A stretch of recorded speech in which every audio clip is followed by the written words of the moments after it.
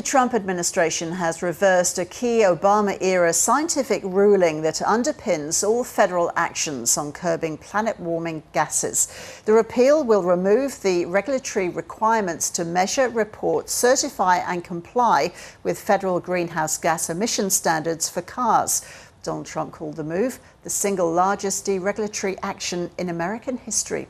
Michael Gerrard is director of the Sabin Centre for Climate Change Law at Columbia University and joins us now. Michael, welcome. Good to see you. So we've heard how the US president has described it. How significant is this move? It's a very significant action. It means that the U.S. government will not have the power to regulate greenhouse gas emissions under the Clean Air Act, which is the most important law we have on that. It's very much a step in a negative direction in the fight against climate change.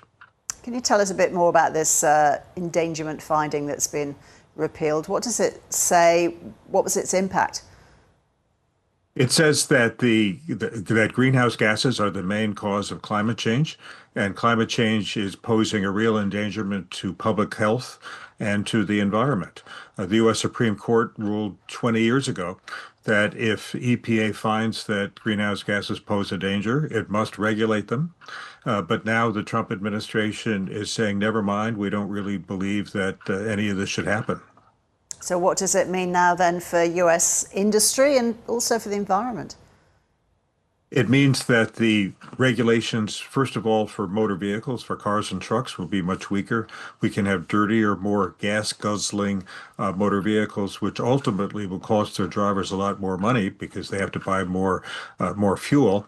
It means that industry will be able to belch more pollution into the atmosphere, and a lot more people will get sick because of the added levels of air pollution in the air.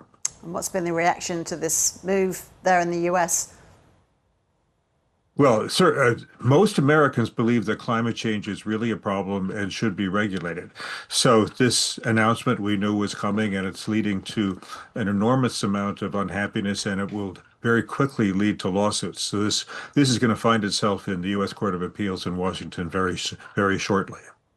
So did the authorities make any comment on climate change when they announced that this finding was being rolled back?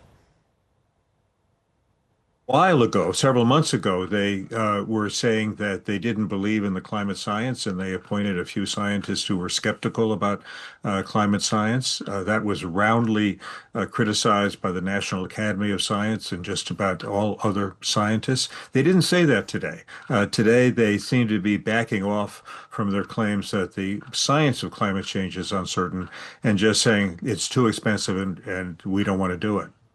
Michael, what are the latest statistics on the US greenhouse gas output?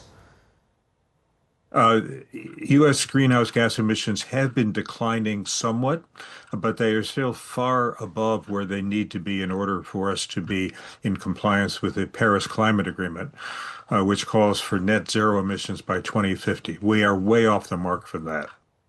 So you say there will be challenges to this move. Will the move happen then while those legal challenges are going through the courts, or is it happening come what may? I think it's likely that the action will stay in effect until we have a final ruling by the court. It's possible there'll be an effort to speed it up, but I think probably not.